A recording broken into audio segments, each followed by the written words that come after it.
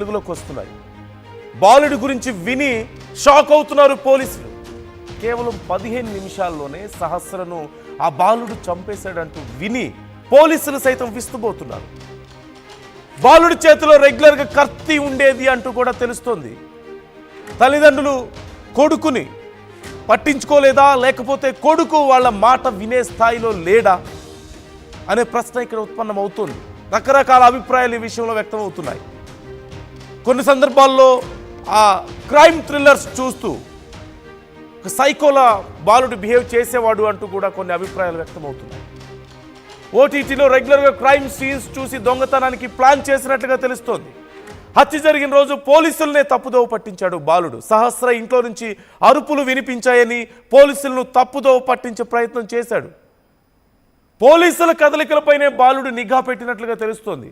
పోలీసులు ఎవరిని విచారిస్తున్నారు, ఎవరిని పట్టుకెళ్తున్నారు, ఎవరిని తీసుకెళ్తున్నారు అనే దానిపై ఎప్పటికప్పుడు బాలుడు గమనిస్తూ ఉన్నట్లుగా తెలుస్తోంది. అంటే he's got a clarity, he's clear. ఖచ్చితంగా ఎక్కడ భయపడట్లేదు, తాను చాలా క్లియర్గా ఉన్నాడు. పోలీసులనే తప్పుదోవ పట్టించే ప్రయత్నం చేస్తున్నాడు. విచారణ జరుగుతున్నప్పుడు పోలీసులు పక్కనే తిరిగాడు. ఈ నేపథ్యంలో అసలు ప్రస్తుతం అక్కడ పరిస్థితి ఏంటి, సహస్ర ఇంట్లో వాళ్ళు ఎలా ఉన్నారు, అసలు బాలుడు ఇంట్లో వాళ్ళ పరిస్థితి ఏంటి, చుట్టుపక్కల ఈ జరిగినటువంటి ఇన్సిడెంట్ గురించి అసలు ఏమనుకుంటున్నారు, విచారణ ఇంకా ఎలా జరుగుతుంది, ఇంకా ఎలాంటి విషయాలు బయటకు వస్తున్నాయి, ఇలా అన్ని వివరాలు తెలుసుకుందాం. మా ప్రతినిధి పెట్రిషియా ఉన్నారు మనతో లైవ్లో సిద్ధంగా. ఘటనా స్థలం దగ్గర నుంచి మనతో లైవ్లో జాయిన్ అవుతున్నారు. పెట్రిషియా, డీటెయిల్స్ ఎలా ఉన్నాయి, మీ దగ్గర ఉన్నటువంటి సమాచారం ఏంటి, ప్రస్తుతం అక్కడ పరిస్థితి ఏంటి? ఎస్, 10వ క్లాసు చదువుతున్న బాలుడు 10 సంవత్సరాల బాలికని అతి దారుణంగా హత్య చేయడం ప్రస్తుతం సెన్సేషనల్గా మారింది. ప్రస్తుతం మనం శాస్త్ర ఇంటి వద్దనైతే ఉన్నాము. ఎక్కడైతే ఘటన జరిగిందో ఆ ఇంటి వద్ద అయితే ప్రస్తుతం మనం ఉన్నాము. ఒకవైపు ఈ ఘటన ప్రస్తుతం అందరినీ కలిచివేస్తుందనే చెప్పొచ్చు. ఒకవైపు ఈ కేసులో చాలా విషయాలు వెలుగులోకి వస్తున్న సిచ్యువేషన్ అనేది చెప్పొచ్చు. ఒకవైపు సహస్ర చనిపోయిన తర్వాత 5 రోజుల తర్వాత కూడా నిందితుడు బయటికి రావడం జరిగింది. జ్యువెలరీ హోమ్కి తరలించారని తెలుస్తుంది. అతి దారుణంగా హత్య చేశాడని తెలుస్తుంది. ఒకవైపు మైనర్ బాలికి 2 అక్కలు, అదే కాకుండా తల్లిదండ్రులు ఉన్నారని తెలుస్తుంది. సెక్యూరిటీ స్టాఫ్గా తండ్రి ఏం పనిచేయట్లేదు, తల్లి మాత్రం పనిచేస్తుందని తెలుస్తుంది. బాలుడు దొంగతనం చేయడానికి మాత్రమే వెళ్ళాడు, కానీ హత్య చేశాడు. ఒకవైపు కత్తిని క్లీన్ చేసి, అదే కాకుండా రక్తం మడుగులో ఉన్న దుస్తులు ఏవైతే ఉన్నాయో అవంతా కూడా సజ్జ పైన పెట్టాడని కూడా తెలుస్తుంది. ప్రస్తుతం సహస్ర ఇంటి వద్ద అయితే మనం ఉన్నామో. ఒకసారి మనం విజువల్స్లో చూస్తుంటే కూడా ఇదే ఇంటి పైన టెర్రస్ పైన కూడా ఘటన చోటు చేసుకుందని చెప్పొచ్చు. ఒకవైపు కూడా ఈ సంఘటన ప్రస్తుతం స్థానికంగా అందరినీ కూడా కలిసి వేస్తుంది. అదే కాకుండా ఒక సాఫ్ట్వేర్ ఇంజనీర్ ఇచ్చిన చిన్న హింట్తోని మర్డర్ మిస్టరీ అంతా కూడా విడిపోయిందని చెప్పొచ్చు. ఒకవైపు హత్య జరిగిన రోజు ఒక కుర్రాడు నక్కి దాక్కున్నాడంటూ కూడా సాఫ్ట్వేర్ ఇంజనీర్ పోలీస్కి చెప్పడం, ఆ తర్వాత మెషిన్ థెఫ్ట్ కాస్త మెషిన్ మర్డర్గా మారిందని తెలుస్తుంది. ఇదంతా కూడా 5 రోజులు పట్టింది. ఎటువంటి క్లూ లేక హ్యూమన్ ఇంటెలిజెన్స్ వాళ్ళకు కూడా కేసుని ఛేదించారని కూడా తెలుస్తుంది. ఒకవైపు ఇక్కడనే సంఘటన కూడా జరిగింది.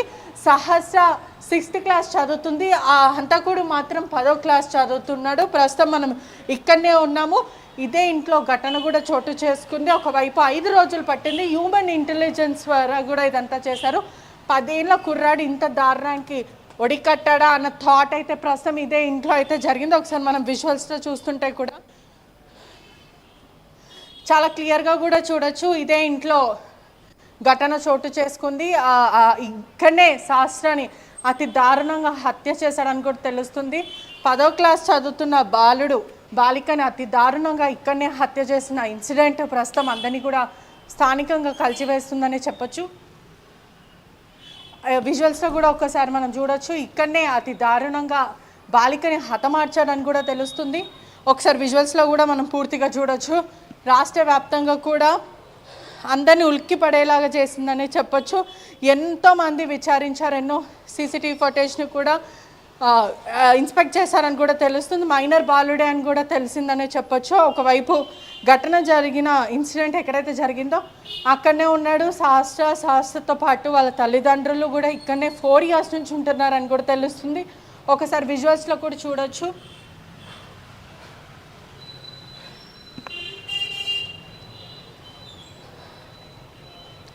మనం చూస్తున్నట్టు బెడ్ మీదనే దాదాపు 25 సార్లు కూడా కత్తిపోట్లతో పొడిచి మరి అతి దారుణంగా హత్య చేశాడని తెలుస్తుంది. పక్కనే ఉన్న బిల్డింగ్ ఏదైతే ఒకసారి ఉన్నాడో ఆ మైనర్ బాలుడు కూడా ఇదే బిల్డింగ్ పైన నివసిస్తూ ఉంటాడు. ఈ బిల్డింగ్ పైననే చాలా ఈజీగా ఒకసారి ఇక్కడ చూడొచ్చు విజువల్, ఎంత డిస్టెన్స్ లేదు, ఇక్కడ నుంచి దూకి మరి వచ్చి హత్య చేశాడని కూడా తెలుస్తుంది. క్రికెట్ కిట్ కొనుక్కోవాలి, బ్యాట్ కొనుక్కోవాలి, బేకరీ ఐటమ్స్ కొనుక్కోవాలంటూ కూడా రెగ్యులర్గా రావడం, వాళ్ళ తమ్ముడితో ఆడుకోవడము, ఏ టైంకి తల్లిదండ్రులు బయటికి వెళ్తారు, ఇవంతా కూడా తెలుసుకొని అదే పనిగా ఒక రెక్కి నిర్వహించారనే చెప్పొచ్చు. ప్రీ ప్లాన్డ్గా కూడా ఒక స్క్రిప్ట్ని రాసుకోవడం, ఆ స్క్రిప్ట్ బేస్ చేసుకొని అతను లోపలికి రావడం, ముందు ఇంటికి రావాలి, డోర్ ఎలా ఓపెన్ చేయాలి, లోపల లాకర్ ఎలా ఓపెన్ చేయాలి, డబ్బులు ఎలా తీసుకోవాలంటే ప్రీ ప్లాన్డ్గానే అతను రావడం జరిగింది.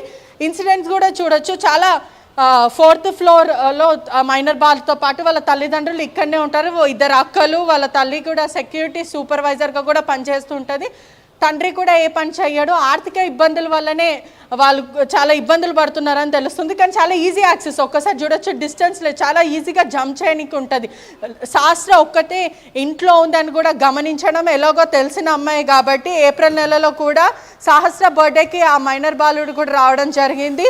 అదే చేత ఒకవైపు కత్తి కూడా తీసుకొచ్చి అతి దారుణంగా హత్య చేశాడు. ప్రీ ప్లాన్గానే వచ్చాడు. ఒక 10వ తరగతి బాలుడు ఇంత దారుణానికి ఎలా ఉడికడతాడు అనేది కూడా చాలా షాకింగ్గా అనిపిస్తున్నది. ఒకవైపు ఆయన పేరెంట్స్ కొంతమంది సరిగా చూసుకోకపోవడం, పట్టించుకోకపోవడము, ఒక వెబ్ సిరీస్ చూసి ఇలా హత్య చేశానంటూ కూడా ఆ బాలుడు ప్రిలిమినరీగా చెప్తున్నాడని కూడా తెలుస్తుంది. ఎప్పుడు కూడా స్కూల్కి వెళ్ళకపోవడము, క్రికెట్ ఆడుకోవడము, చదువుకోపోవడము, ఆర్థిక ఇబ్బందులు ఉండడం, తల్లిదండ్రులు కూడా కౌన్సిలింగ్ ఇవ్వలేకపోయారు. అంటే పేరెంట్స్ కూడా దృష్టి పెట్టకపోవడము, అదంతా కూడా అతని మైండ్ కరప్ట్ అవ్వడము, ఈ క్రైమ్కి సంబంధించినంత కూడా వెబ్ సిరీస్ చూశాను, ఓటీటీ చూశాను, అలానే హత్య చేశానంటూ కూడా ప్రాథమిక విచారణ ప్రిలిమినరీ ఇన్వెస్టిగేట్లో అతను చెప్పినట్టు కూడా తెలుస్తుంది.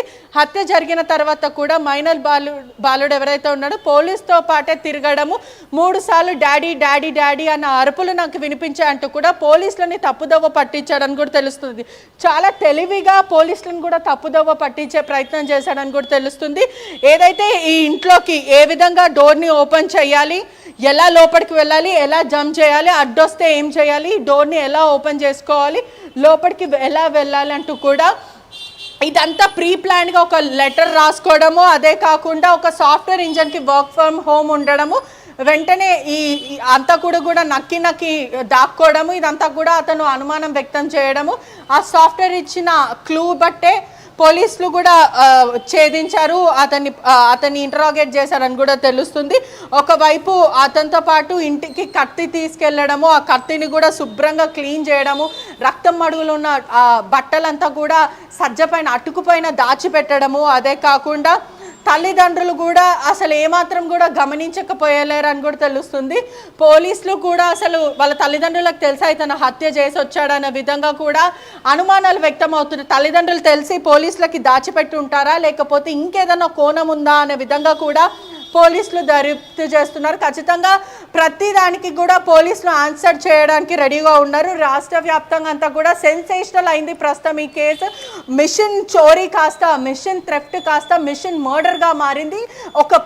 ఒక చిన్న బాబా, అది కూడా 10వ క్లాస్ చదువుతున్న బాలుడు, 14 ఏళ్ళు ఉంటాయి, అటువంటిది 6వ క్లాస్ చదువుతున్న బాలిక, 10 సంవత్సరాల బాలికని ఎలా హత్య చేశాడో, అటువంటి క్రిమినల్ మైండ్ సెట్ ఎక్కడి నుంచి వచ్చిందన్న విధంగా కూడా పోలీసులకు ఆశ్చర్యంగా అనిపిస్తుంది. చాలా వైల్డ్గా క్రూయల్ బిహేవియర్ అనేది అంత చిన్నప్పటి నుంచి ఇతనికి ఎలా బిల్డ్ అయింది అనే కోణంలో కూడా ప్రస్తుతం పోలీసులు దర్యాప్తు చేస్తున్నారు. అతన్ని మాత్రం జువెనైల్ హోమ్గా తరలిస్తున్నారు. కీలక నిందితుడిగా మాత్రము ప్రస్తుతం అతను అయితే ఉన్నాడు. అదే కాకుండా ఆ లెటర్లో కూడా చాలా క్లియర్ గా how to go inside and ఆ లెటర్ లో కూడా ఒక్కసారి first go home, take gas and a table, cut with knife, after cutting the lock take money, lock from home, keep them gas on it in a stage and leak the గ్యాస్ని కూడా leak చేయాలి అని ఒక దుర్బుద్ధి ఉండే అని కూడా ఇక్కడ తెలుస్తుంది.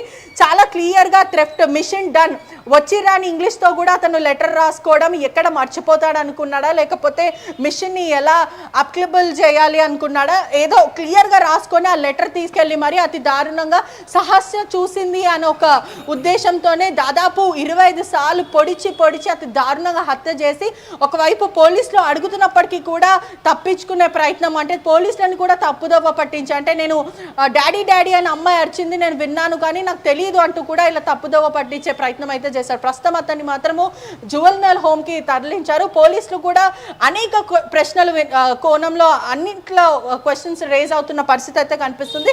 మొదట చూసుకుంటే 5 రోజుల పాటు ఎక్కడ కూడా సీసీటీవీ ఫుటేజ్ కానీ ఎక్కడ కూడా టెక్నాలజీకి సంబంధించిన ఎవిడెన్స్ అయితే ఎక్కడ టెక్నికల్ ఎవిడెన్స్ దొరకలేదు. కానీ ఏదైతే హ్యూమన్ ఇంటెలిజెన్స్ వాళ్ళ అంటే ఎవరైతే ఆ సాఫ్ట్వేర్ ఇచ్చిన